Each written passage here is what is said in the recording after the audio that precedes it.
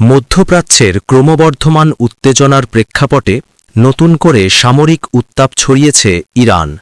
দেশটি থেকে একযোগে ব্যালিস্টিক ক্ষেপণাস্ত্র ও ড্রোন হামলার ঘটনা ঘটেছে, যার লক্ষ্য ছিল উপসাগরীয় অঞ্চলের গুরুত্বপূর্ণ রাষ্ট্র সংযুক্ত আরব আমিরাত ইউএই। এই ঘটনাকে সাম্প্রতিক সময়ের অন্যতম বড় সমন্বিত আকাশ হামলার প্রচেষ্টা হিসেবে দেখছেন বিশ্লেষকরা। বৃহস্পতিবার আজ ইরান থেকে ১৯টি ব্যালিস্টিক ক্ষেপণাস্ত্র এবং ২৬টি ড্রোন ইউএইর দিকে নিক্ষেপ করা হয়েছে বলে নিশ্চিত করেছে দেশটির প্রতিরক্ষা মন্ত্রণালয়।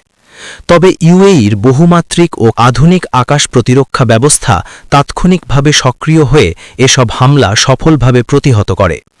সরকারি তথ্য অনুযায়ী আকাশে থাকা অবস্থাতেই ক্ষেপণাস্ত্র ও ড্রোনগুলো ধ্বংস করা হয়, ফলে বড় ধরনের কোনো হতাহতের ঘটনা বা অবকাঠামোগত ক্ষয়ক্ষতি ঘটেনি।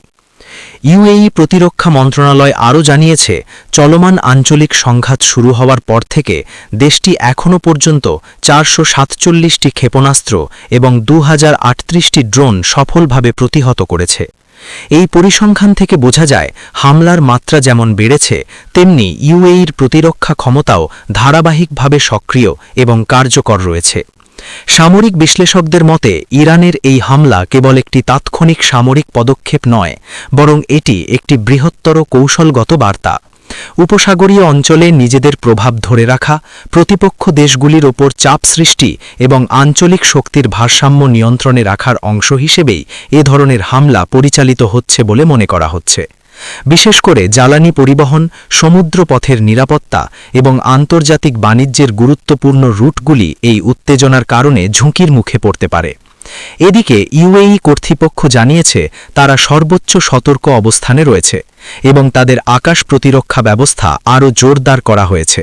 বিভিন্ন সামরিক ঘাঁটি, গুরুত্বপূর্ণ স্থাপনা ও বাণিজ্যিক কেন্দ্রগুলিতে নিরাপত্তা ব্যবস্থা বাড়ানো হয়েছে।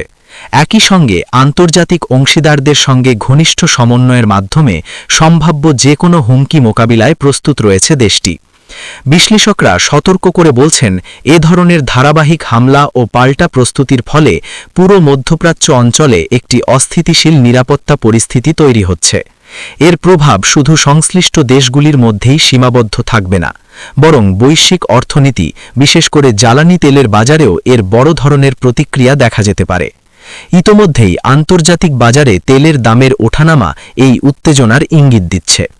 সব মিলিয়ে ইরানের ক্ষেপণাস্ত্র ও ড্রোন হামলার এই ঘটনা মধ্যপ্রাচ্যের চলমান সংকটকে আরও জটিল করে তুলেছে।